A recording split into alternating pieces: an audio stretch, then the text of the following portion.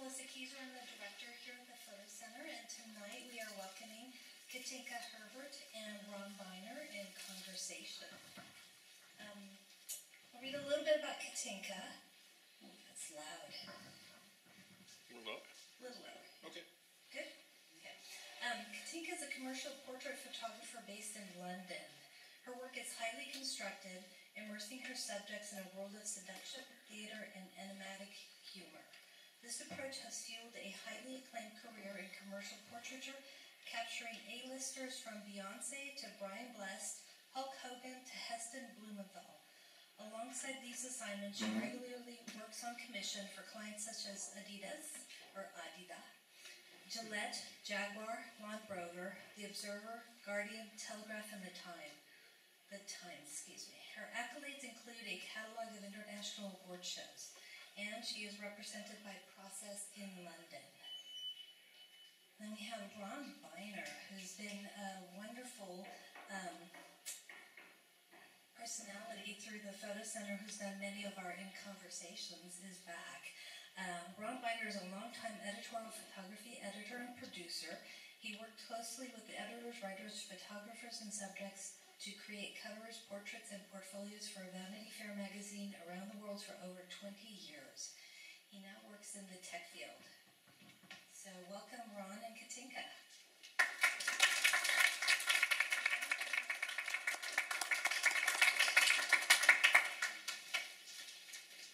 Thank you, Liz. That's a wonderful introduction.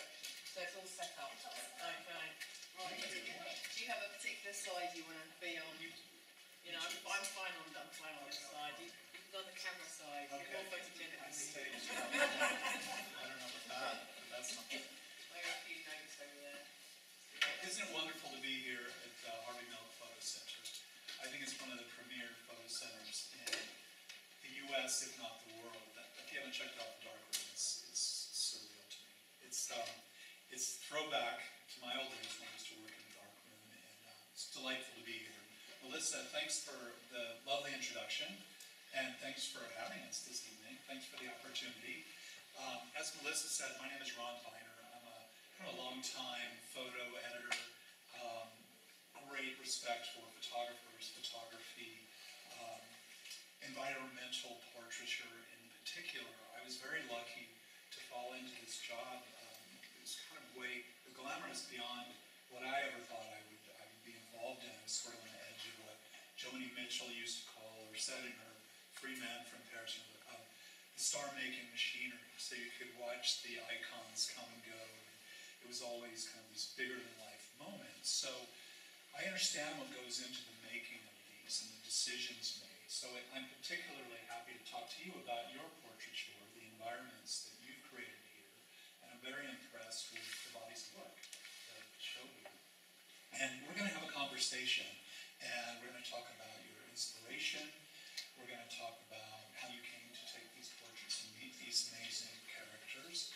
I feel are looking at us right now. And by the way, they've been showing up in my dreams since I first showed up. I won't tell you who, but you can guess. I so need to hear more about. I keep forgetting to ask Ron about these dreams. It's like which particular wrestlers actually. You're going to tell us at the end. Well, we need to know. It could be the Chandelier Ladies, but I'll reveal it as time goes on. But maybe. But I want to do a formal introduction. It's more eloquent than I could have written, and I want to.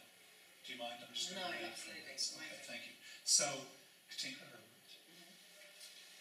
With a love for extraordinary subjects and spectacular locations, Katinka's captivating images have garnered extensive recognition across the creative industry. Immersed in a world of international athletes and flamboyant characters, Katinka's highly awarded projects tell fascinating stories of passion and endurance. So, as I said, I have a great appreciation for what goes into this. And for me, they beg the questions when you see these people in their environments, the way they're presenting themselves to the world, kind of begs the question about presentation and choices and iconography and the faces and the bodies that people choose to show the world and what you're not seeing too. So I want to talk about the making of, really. I want to talk about how you came to know these people and how you came to photograph. Because when you look at it, I get all these images of you and a big crew, hair and makeup styling and you know, lunch and catering and all that. And I understand that's not the case. True or false? So before we get to that. Yeah, no, I'm going to let you do. Yeah. So, but I think that's where we're going to end up. How did this happen? Because there wasn't a cast of thousands there. It was pretty much Katinka making this happen, and it's mind-blowing to me. So I want to talk about that, but first I want to start with your origin story. I understand, I've come to understand, because we've been talking about that, that you grew up in an environment with filmmakers and also circus performers, and that's very compelling to me. So I want to know how that creative world kind of inspired you and led you on this path. We talked about that earlier, and my father was a film director. He worked in documentary, but also film. And my sister was a fine trapeze artist. And I think from a really young age, my dad was very much into narrative, not so much into imagery. But he was like myself, a self-confessed voyeurist, I suppose. So I kind of as a child, I very much sat in the background. I was quite mute actually as a child, and I just kind of observed. And as I grew older, I kind of realized my father had a similar thing. Like we would go on road trips together. We'd go to like gas stations, and we'd kind of sit there and kind of in our heads create stories about the characters in the gas stations. And my sister, who was very much kind of like the performer in the family, we were, you know, like the highlight of the week of the year would be if the fair came to Grand Central, to our local area, or the circus came to town. So we seemed kind of fixated with kind of characters and performers from a really young age. But yeah, so my sister kind of carried that on into work, and she was with the circus for around 20 to 30 years actually. So yes, come from an interesting background of characters. But yes, it's kind of interesting that you with especially with the Mexican wrestlers, as in they are well, I wouldn't want to call them everyday people. They're very special. They're incredibly talented, but just by donning a mask and maybe wearing briefs over their tights, they become characters. They become superhuman, and it's like, you know, becoming your alter ego. So that's fascinating, and to get there to them, though, in this creative environment that you grew up in, and the characters at the gas station, your sister in the circus, when did you pick up the camera? At what point? So it was. I started off as a fine artist actually. So I trained as a painter. I then went into the film industry probably from the age of 19 to 22. And although the film industry was a really great background because I worked in many departments. I worked in the art department, I worked in the costume department, I worked on some fantastic films, and it just gave me a really great background as the lighting and setup. But I just felt that I was kind of a small part of a very huge machine, and very, it meant you didn't really have any kind of control over the imagery. But as a photographer, I think it was a really interesting background to have. The fine art, as in it helped me learn how to compose an image and how to balance things. And then the years on the film set, just with kind of art direction, styling, wardrobe, lighting. So it was actually a good introduction in a way to photography. And then, yeah, kind of for me it was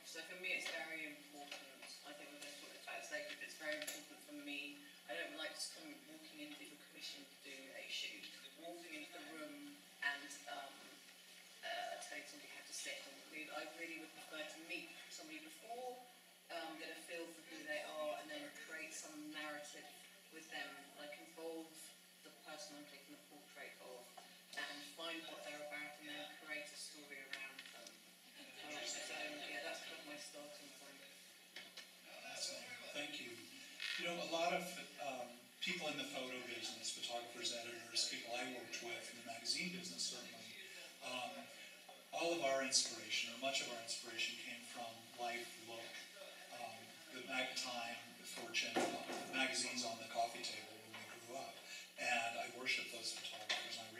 All of those images are embedded in my head. But with you, we talked about that, and you're more about the cinematic images, which may have driven you to the Mexican wrestler or such. Yes, and I also, that's a really good point, because I'm so used to my work, it's actually really interesting breaking it down and talking to you about it. It's been fantastic. And I kind of, I suppose the way I see my work is then they almost look like film stills. So for me, I'm not so great if I'm asked to take somebody's portrait against we call them in the UK coloramas, so just like a big sheet of coloured paper. Like I really like to create some kind of narrative, and for me, I'm very much like I like to meet the person and then find a narrative that works for them, and then find like a location that really works with the story that we're going along with. So I suppose I work in quite a cinematic way, because there's so much narrative behind the image, and I'm very much into props, and I love cinematic lighting when it's possible. We talked about that as well, as in it's cinematic lighting is great, but quite often if you're not on a budget, or if you're flying on your own and you only have one bag, you can't necessarily bring a lighting crew with you. So you have limitations. So let's talk about that. So I learned so much from talking to you, and I've enjoyed it so much the last few days, but I still can't figure out, and how on earth did you, living in London, being commercial and on film sets and things, how on earth did you meet the wrestlers? Like, how did that happen? Was it someone, did Maggie Smith send a letter from, was it a formal introduction, or did you? Very good question. So it was actually incredibly difficult, and I was incredibly lucky as well. So I've seen some really wonderful film stills probably from the 40s and the 50s. So a lot of the wrestlers that I've photographed here are kind of the first generation. There's a couple of second generations, so you've got a few juniors, but a lot of them I photographed them in their late 70s. I know they still look, I mean, like that's Donald Dixon, but yeah, he was around 70, 75 when I photographed him, maybe. But how did you meet him? So I've seen all these really iconic images, film stills, and I went online and I couldn't actually find anything online apart from action pictures of the wrestlers, the luchadors in the rings, shot in a very kind of sports photography way. And I really wanted to do something that was kind of more iconic and take them out of the ring and create something else. So I just got a flight to Mexico City, as you do. Went to Mexico City, had no idea how I was ever going to meet any of these iconic figures. And I was in the kind of historic part of Mexico City. So you have the Coliseo, and then you also have the large arena. And I just kind of circled the arena, and I saw one of the fire exit doors open. And I kind of, it was early in the afternoon, and I kind of looked around the corner, and I actually saw a couple of the luchadors. They were masked, and they were basically training for like a huge fight that evening. Did your heart skip a beat? Mine is right now. It's that thing of if I hadn't flown, I knew that it wasn't really the correct thing to do, but I just kind of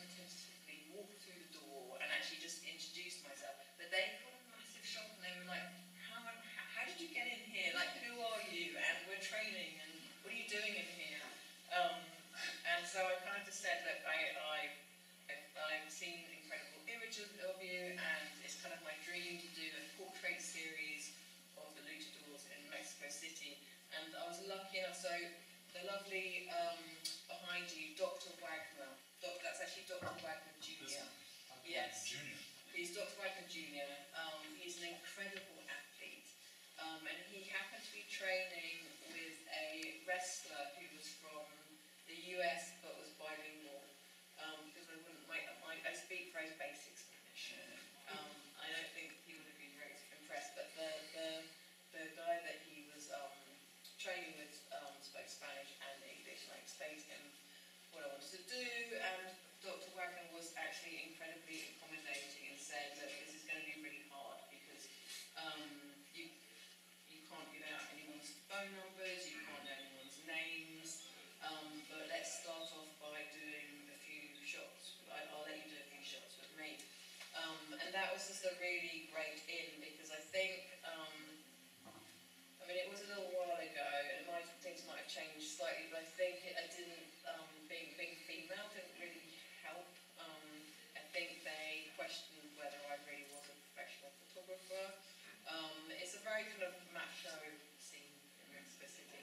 So I shot a few, and the other luchadors saw them and actually really loved the portraits. And then I kind of talked to them and said, look, this is going to be for a book. So I think after I'd probably done about 10 or 15, I actually got some of the luchadors kind of coming to me saying, look, Solar's in the book, or Mil Mascaras, or Ultraman's in the book. So they then kind of all wanted to be in the book.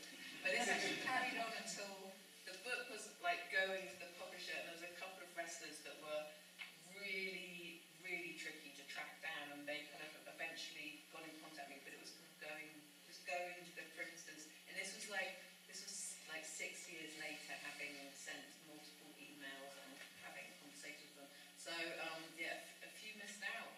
So there might have to be slam number 2. Slam 2. Slam Stay 2 tuned. at some point, exactly. So I know it's hard to choose amongst your children, but who are your favorites? I have a favorite luchadors and then favorite images. Okay.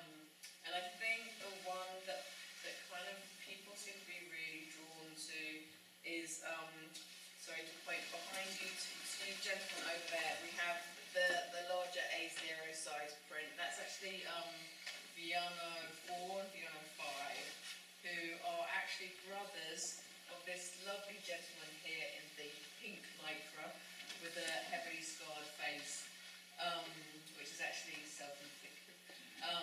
But this shot over there, I think everyone works in a different way, but for me, when I'm thinking about an image, the image kind of comes to my head, and then I have to try and find a way of making it happen. So I had this idea of the luchadors wearing suits, and that came from hearing stories of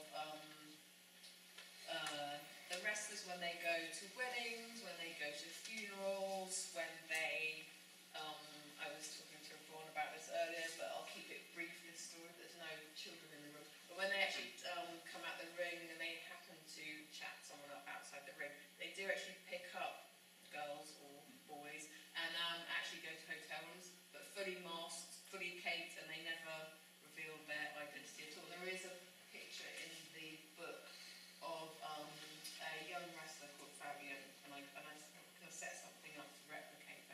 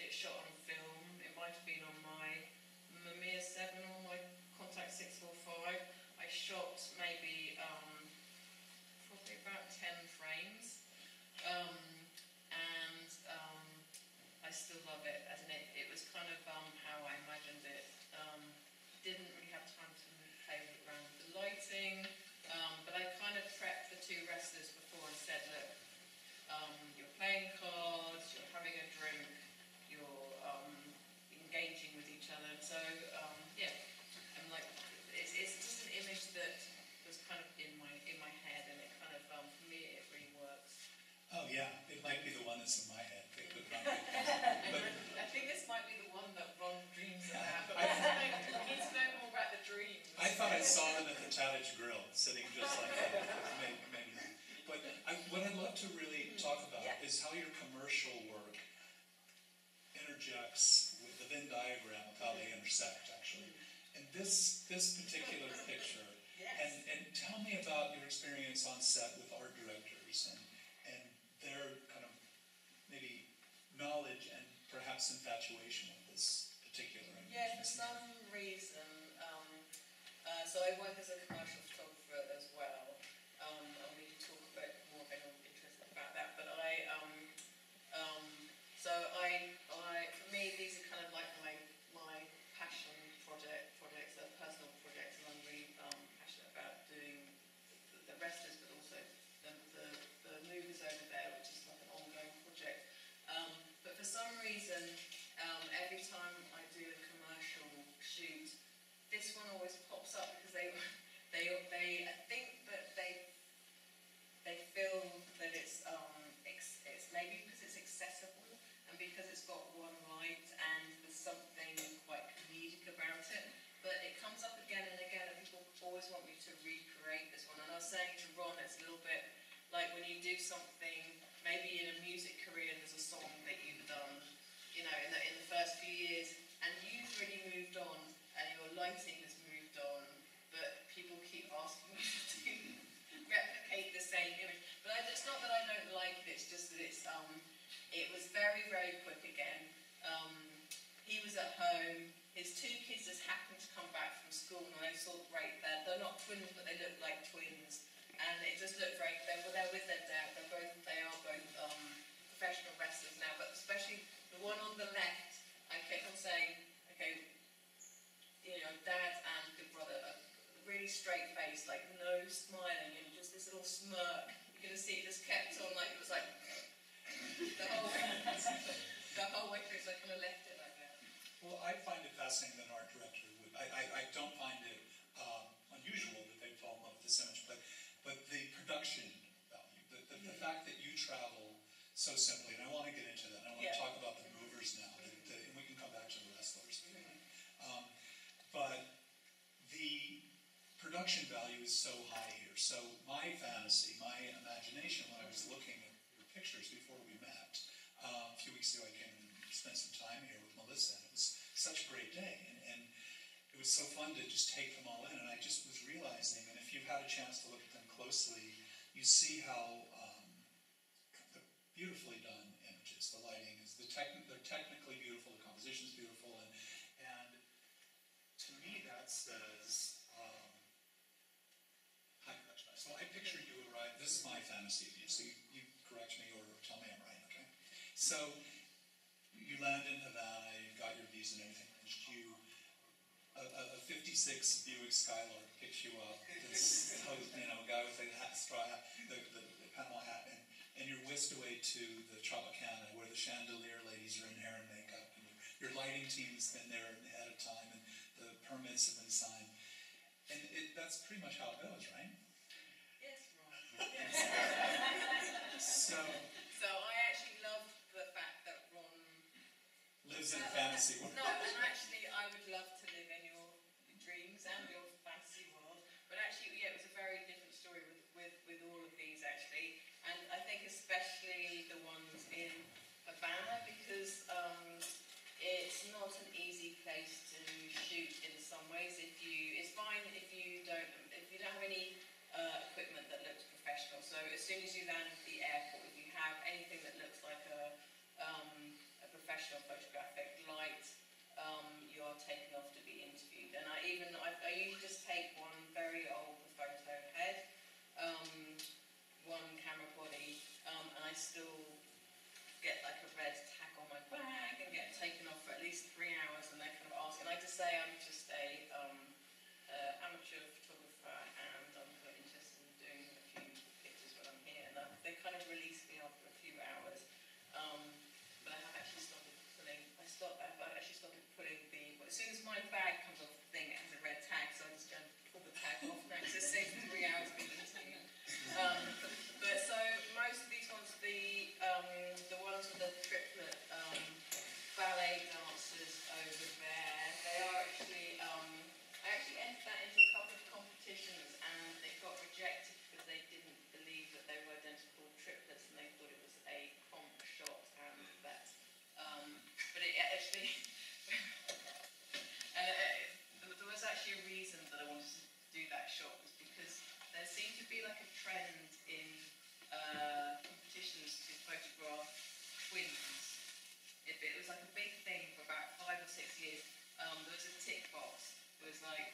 twins, and then it was people of heritage, or then it became people. I mean, as in there was always like a tick box every year, like the entrance. You could kind of see if you tick those boxes, things went through. So I thought I'd up my game and actually find. So I googled triplets in Havana, and they came up. But that was an incredibly difficult shot to sort out because probably took with all of these. I love that Ron thinks I had like a photo group. It's very much me on my own. I have just my one photo head and one lens. It's a 24-70 lens.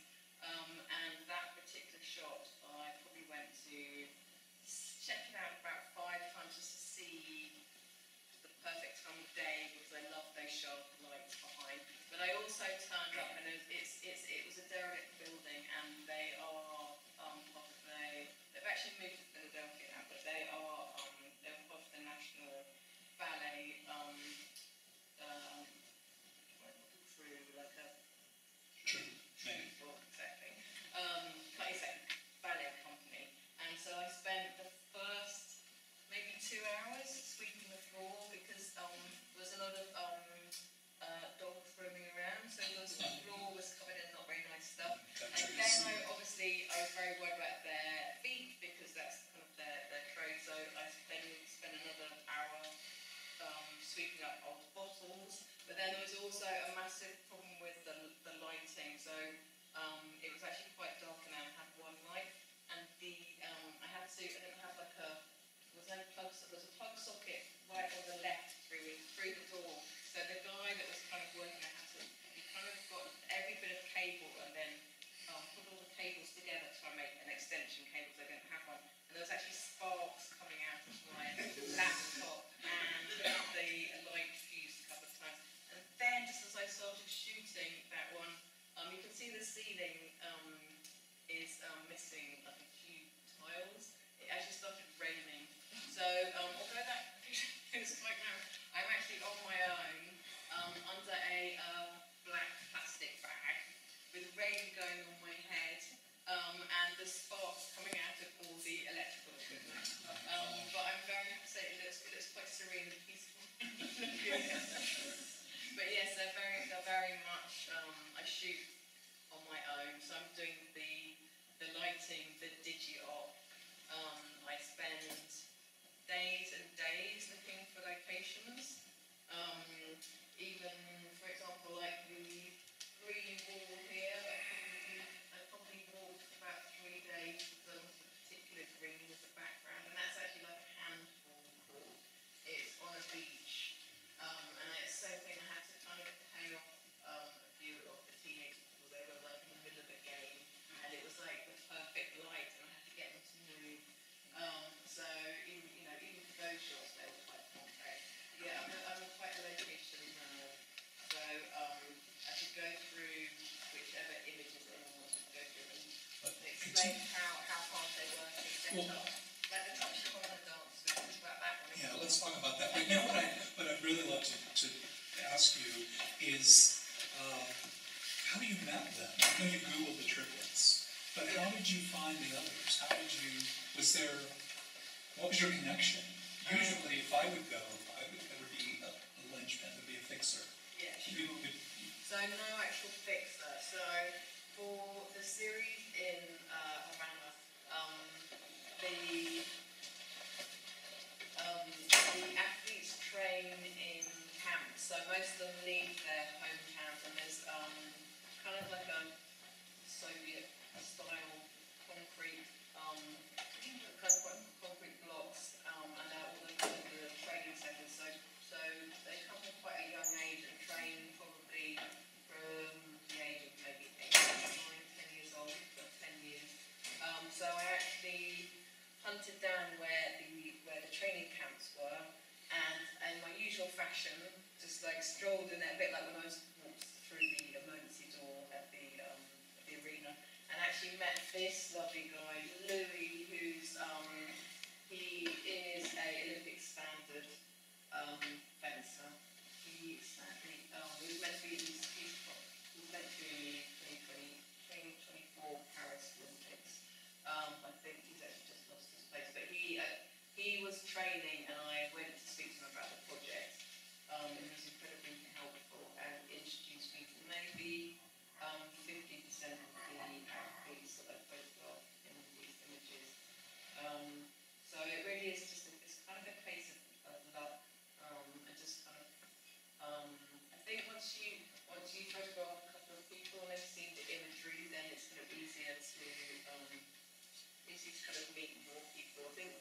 people like to see the quality of your work and how you're going to photograph them, and then it seems to be. But yeah, I do always make sure that everyone is paid fairly for their time, because it's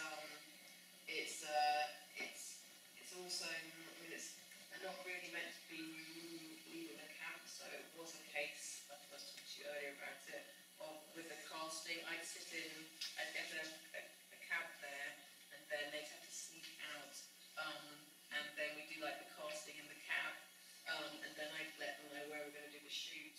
You know, so it's all on the fly. All on the fly.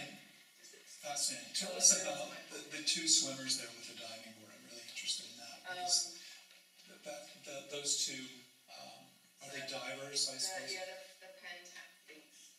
So I was looking about that earlier. So that diving board is it's at the Riviera Hotel. It's quite an iconic hotel. I think it's made from mafia money. And the wonderful 1950s whale tail diving board, incredible, really savvy. It actually collapsed and fell into the pool a couple of months ago. So it's, I know, sadly, I don't think it's going to be reconstructed. But even that one was, because it's all the hotels, well, nearly all the big hotels are run by the government in Havana. So to get permission actually takes weeks, and it has to kind of go through the kind of cultural, minister of the cultural, departments. So it was a case of paying off the lovely manager of the hotel, and she said, you can come very early in the morning. The poor pentathletes had to change into their swimwear. There was like a little wall that went over there. So they literally changed into there. I kind of stood there with my tripod, and as soon as my tripod came out, they flipped out the manager, because it then looked like a professional shoot. And they kind of like ran into place, and I just said, look, this is what I want to do. I want kind of symmetry, and I want this. That was another one. It was probably about 5 frames. 5 frames. The manager came out, just said, this is actually going to get me into loads of trouble. Finish now, and of course I did. So we left. But it's like they take weeks to set up. They're done in about a minute. And they live forever. They do. That's the good news. The diving board may be gone, but it's still exactly. Here. No, I feel very privileged to have done a shoot near that diving board, and also in that incredible theatre. So a lot of the locations have changed, or they are slightly more dilapidated now. A lot of the athletes have, through being kind of elite athletes, have actually left Cuba. So it's kind of, for them, it's a little bit of a passport out of Havana. I mean, Cuba's an incredible place to live, but obviously there are issues with food shortages, and it's a tough place to be as an athlete. So in many ways, that's their way out. Yes. But it must be for the ones who don't quite make it. Mm-hmm. It's kind of heartbreak.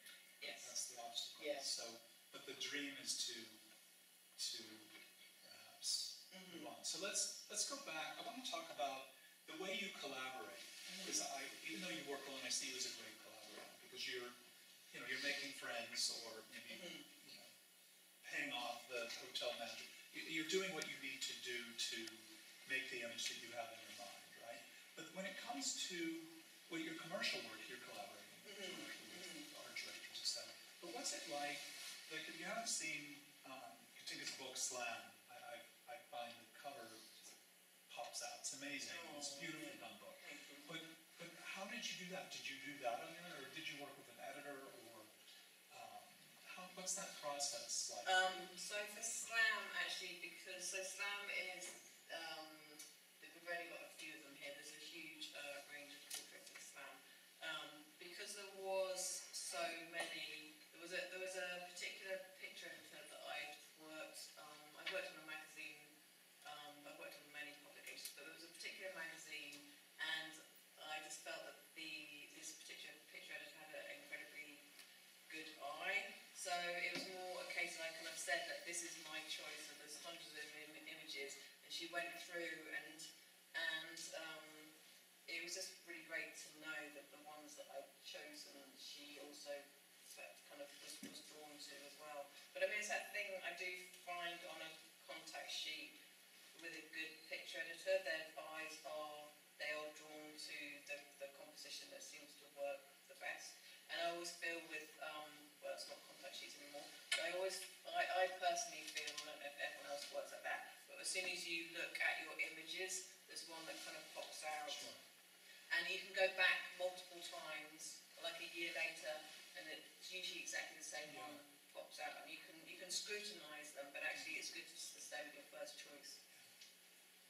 As a photo editor, I love to collaborate with photographers, and I don't always agree with their choices. Okay, that's interesting. And so I try to understand them, but I think it's a stronger image. So I like to start a little bit of to defend it, kind of. Yeah, absolutely. And which may or may not be fair it's your work, so why are you defending it too? But I just think it's, in a way, to justify that. Why is this one better than this one?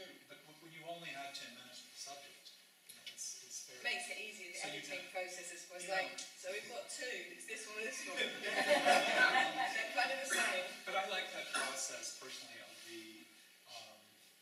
making decisions. Kind of. The collaborative. Yeah, the collaborative. Yeah. So because and it's hard to make a book. It's important. So that's I really, with the book, definitely. And also, so this is still a work in process, the movers, and I was saying to Ron earlier that I'm slightly ashamed to say I've got at least 15 shoots that I haven't edited yet. I don't know if anyone else has that issue. Sometimes I kind of want a little bit of distance from them and then to kind of go back to them. I know some of these have been projects. I know when you met Dr. Wagner Jr., Yeah. that was one of the first, right? That was Yeah, he was the first wrestler that I ever So is that on film? Let's talk about. Yeah, analog versus digital. Yeah, let's talk about that. So how did that work for you? Because did you make that transition at a certain point? And how did that come about? Did you struggle I with was it? really happy shooting on film. And I loved my cameras. And I was working for the Guardian at the time, and I think they said, Katinka, you're literally the last photographer to convert to digital, and you have to do it because it was mainly a monetary thing, actually. Sure. It was too expensive to process film anymore. It was too, to do the prints, then the scans. They gave me a bit of a telling off. They were like, it's time to convert to digital. That was part of my job. Yeah, Listen. sure. you need, but actually there's been a massive comeback, as in it's just like people have really returned to film. But yeah. But did you learn to love digital, or did you? So now I brought out my lovely Mamiya 7 camera, and I have got a few lenses for it, and it really was an incredible camera to work with, and also my Contact 645, which I really loved. It was a little bit easier than the Mamiya 7 in some ways.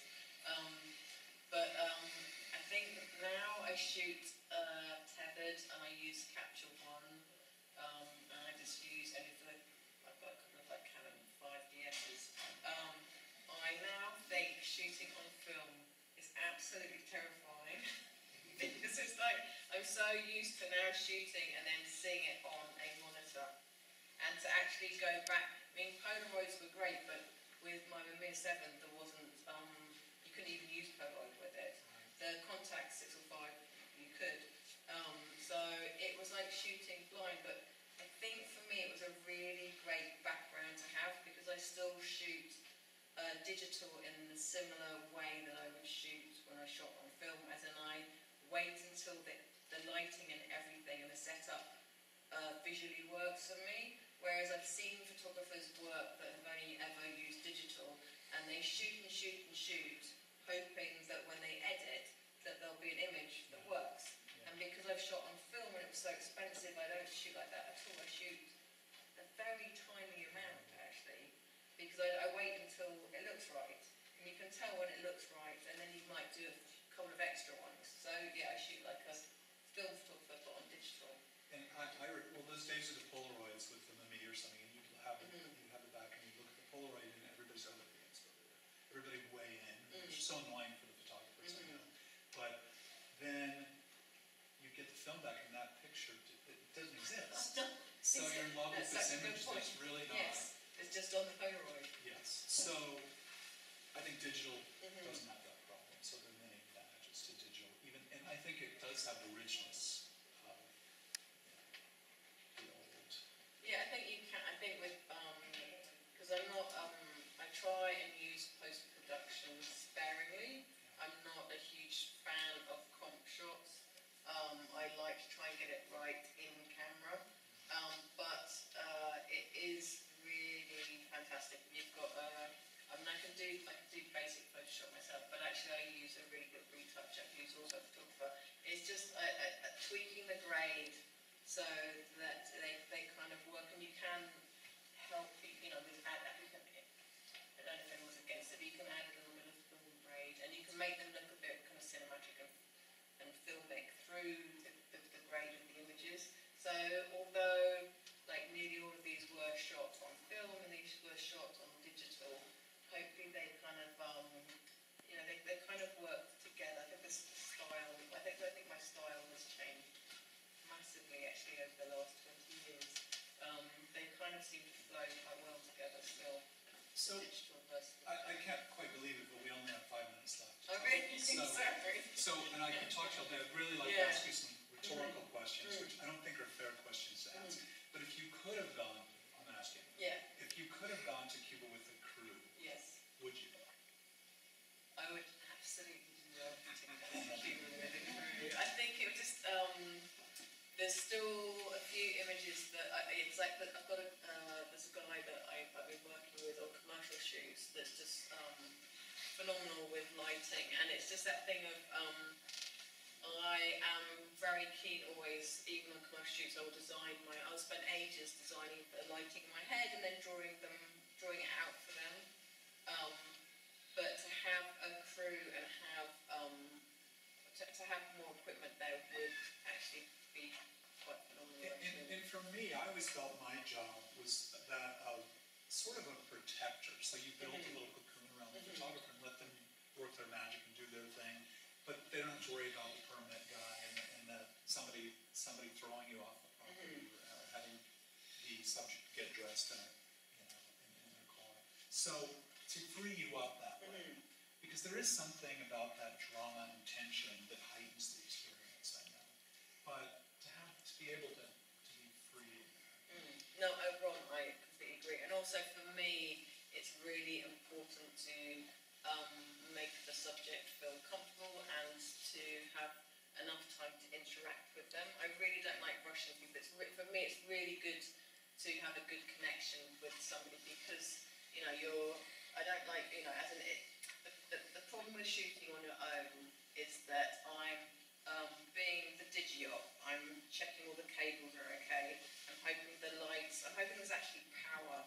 Like there's not even any power. And you've got all these things going on, but you're also trying to stay really calm and help these people to kind of feel safe and feel good about the images that you're creating with them. And isn't it great to have the confidence to know you can do it? You pulled it off. I have to say, I think on big commercial shoots, yes, it is, because if somebody doesn't, like the stylist doesn't turn up, which I've happened before, or the lighting crew are late, I do quite like being a one-man band. It makes me feel, it does make me feel quite empowered actually, because I know photographers that are great at doing one thing, but they heavily rely on the rest of the crew. So yeah, more specialized, and I think that's great that you can do it all, to have that, to know that no matter what, the show can go on and you can get the picture. So I guess we should wrap it up. And should we take some? Would you like to? Does anyone have any questions for? I had a lot of questions I'll let that guy answer, but I think one that I have is, as photographers, it's always this battle between sort of light chasing and light making. You know, sort of the spontaneity and the fun. So you say light chasing? Light chasing and light making. I believe that photographers exist on this spectrum of like people who go out and like find the shot and capture that perfect moment, and then there's people who are in the studio building it from zero on the white background. So and I feel like you have balanced the sort of the spontaneity of the moment with the like planning and the work and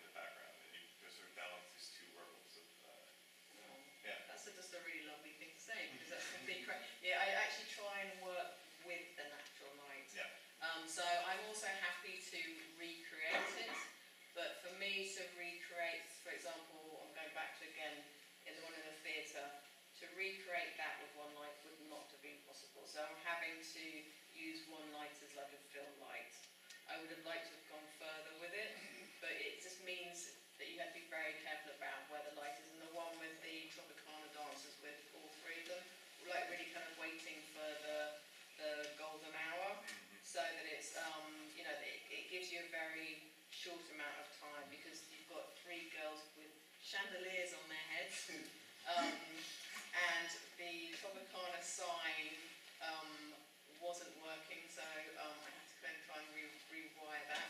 Okay. So I kind of, and just trying to balance all the light. We had one light again, and I kind of wanted the car lights to filter through, so it really had to be the right time of day. Yeah. But yeah, we did do a little bit on post and that, just to try and balance it out afterwards, because it was incredible. We had two, you know, you have the natural light, you have the car lights, you have the Tropicana sign, and you've got like the sunlight leaving. So it needed a little bit of post-production to kind of balance it out afterwards. But no, thanks for that question. And that observation as well. Totally. Yeah, appreciate it. Any other questions? I have one. What's next? Oh, Ron, You great can't tell question. us. Great question. No, I mean, so I still need to go back to Cuba. So I think probably need to do maybe around 6 to 8 more shoots. But I do have a huge amount that I haven't gone through yet and I haven't edited. So the movers, which is the selection over there, I would really love to work with Fuel, who designed this slam book cover, and to do another book. That's kind of my dream. Well, it's my dream, but I'm going to make it happen somehow. Yes, we were talking about visa issues before, so I felt slightly Cuban because before my US visa was revoked because because I travelled to Cuba, and I didn't realise that, so my ESTA was taken off me, and I had to fly to Dublin to be interviewed by the US Embassy, and they asked me if I was a terrorist or whether I worked for the Cuban Embassy because I went there so much. And I said I was very flattered that you thought that I could actually be in that position to, that they're looking at me, that you think that I could be offered a job in the government, in a government position. I was going, that's very flattering, but actually no. I'm just a big fan of Cuba and the community there and the people there. I'd say probably some of the loveliest people I've ever met. Very community spirited. But yes, I have my visa back. I just thought I'd wait until I'd come here to Harvey Milk, because they may take it off again. So I thought if I come here to chat to all of you lovely people, and now I'm kind of safely can go back to Cuba, and hopefully I will be allowed back into the States again. But who knows? Well, if you need someone to carry your lights, I'm Always. My one light. My one light. My one camera body. I would love that one. I think we could make some good photos together. Yeah. Oh, yes. So you explained so well. You were going to be interviewed. You know, you're interviewed in Cuba. They're suspicious. Interview in Cuba. You know, they don't want. I'm going to bring one light. Yeah. Yeah. What specifically are they suspicious? What are they worried about? Like, what do they think you're going to do? Well, I mean, I know I'm kind of surprised because there are people in the same people that get a little red tag, and those people that have bought in things like drones. So things like drones is an absolute no-no, because you have Guantanamo and you have the Cuban government. So like a drone is just like it's just incomprehensible that you think you can take that in. But just one light, I think they're wondering, because to do any photo shoots in any of these buildings, you do need a proper permit. So for the one of the Tropicana dancers, the 3 dancers there, I did actually go the official route. It usually takes about a month because everything has to be written on a piece of paper. There's no emailing, and you have to kind of get permission to enter any government building. So that the hotel, you have to go to the government to say, can I enter one of the buildings to take a picture? So they're worried about the content and why you're doing some images there and what they're going to be used for. Is it your doing such great work, and if you present that to the government, look, I just really like to take portraits of personalities, they're going to deny you. I mean, I don't understand that government, but like, I would think that your body of work would speak for itself, and they welcome you with open arms. Well, I wish you were part of the No, can you explain why they don't? Like, what are they suspicious? I mean, these are just portraits. It's not like terrorism They're or suspicious of everything, especially Westerners. Yeah, exactly. Exactly. Yeah, I mean, it's just, I think they're just very kind of protective, and even, things like it's very recently there was Wi-Fi there. They kind of want to control what information is brought in, and they're just very protective of their policies there, and I suppose they would want to know why I'm photographing their athletes and where they might have published them for what reason. So, I mean, since then they should be proud. Are they proud? Like, have they seen this since then? They should be proud of like. I did notice when I was last in Havana that my website won't even show up, so it's not searchable. I'm sorry. No, it's fine. They should So, be proud. They should be proud. yeah, I'm hoping that one day I don't go there and I disappear. It could happen. Cuba, how much time did you spend in Cuba and in Mexico separately? So Mexico, I actually had my first show when I was very young at the time. So the only reason it took a long time was because I was working. I kind of went for like a week to 10 days once a year for 7 years. And sometimes I would plan a shoot and I would get there and the wrestlers that I'd spent months talking to had gone to another part of Mexico or had gone to the States and were like, we're really busy, can you come back next week? And one of them actually I talked to, and he planned the shoot, and I flew out especially for this date, and we had the location ready, and he said he was feeling a little bit, he said, I'm feeling a little bit batty today, and I don't really want to wear my pants over my tights, and I'm going to come back in a few weeks. And I was like, okay. It's like the amount of effort that went in to get the granddad to look after my youngest son and get the flights and to go out, and they were like, I'm not really feeling it this week. So that happened quite a lot. That's why it took so long. Is there a shoot that didn't happen? Yes. The many are. Multiple shoots that didn't happen. Yeah. This whole world of the wrestling, Yes.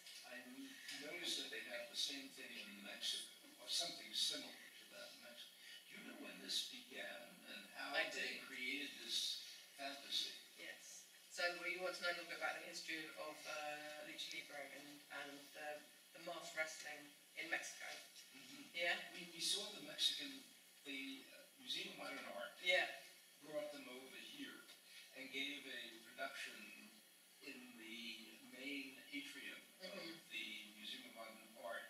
Put on a show. What year was that? Oh, it must have been about 20 years ago. Okay. So wrestling, apparently, there's kind of like Turkish wrestling, there's different styles of wrestling, but wrestling kind of took off around the kind of mid-30s to 40s in America, and actually some of the American wrestlers did wear masks, but it didn't really catch on here, and then it's like in 1938, I think, was the first time that there was like a big wrestling match in Mexico City, and all the Mexicans realized that wearing masks kind of elevated them to superhero status. And I've also, having spoken with them, some of them say that they were kind of drawn to the masks a little bit more because of the Aztec culture, so it was something that was familiar to them, like wearing a mask and having a disguise, and it just kind of catapults them to another level. So they're maybe a working class person, and as soon as they don a mask, they become superheroes. And it's just, I think it just really took off there, but it took off there from about 1938, and it's huge, and it's kind of like culturally it's huge there.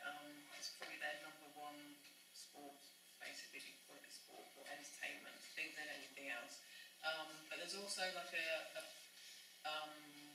it's very popular in Japan. So a lot of the Mexican wrestlers fly to Japan, but also a lot of them come to Los Angeles as well. But it kind of became a big thing. It's having like a resurgence at the moment. It's becoming quite big in the UK and Europe again. So it's kind of it's incredibly popular at the moment. So they may be coming to a town near you soon. They may all be coming to San Francisco. We were hoping to fly a couple over for the event tonight. But next time. I have a friend who makes some of the masks. Oh, really? In New York. Okay. Okay. Fantastic. Yeah. Should we wrap it up? You have one more? Yeah. What's your connection to San Francisco? How did you find yourself in Vermil? That's a long one. It was actually through my wonderful friend, Elena. We did a crazy road trip together from San Francisco through Mexico. In our, well, I think Elaine was maybe 18, 19.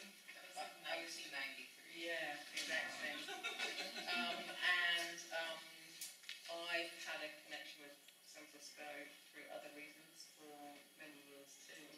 And we kind of stayed connected. And then the lovely Melissa really kindly asked me if I would like to do a show here. So it's just an incredible opportunity. I'm a huge fan of the Photo Centre and San Francisco. And it's it's been an amazing experience. Thank you.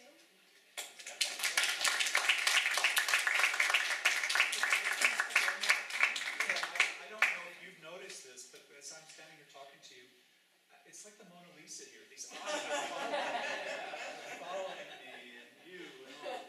I think Ron might be having some nightmares on No, but I'm slightly worried. they are Yeah. so well done. Really artful work. Well, they're quite, hopefully they're quite engaging. Yeah, completely. And So, hopefully not too many nightmares. no, I'm just teasing. I'm just teasing. But Yeah. what a pleasure. Thank you. Thank you all. It's great. Thank you. Great to be Yeah, here. thank you so much. You're amazing. Amazing. Thank He you. does follow you. Yeah, it's kind of creepy. But I just want to thank the Photo Center staff, the Photo Center, the San Francisco Recreation and Parks Department, and also our friends of the Harvey Milk Photo Center that makes a lot of these things possible. Please come and talk to me or Katinka if you are interested in making a print purchase, because we'd love to not ship these back to London. So we have anything on the wall, we are now like discounting 20%, so we don't have to ship it back. So we have amazing prices.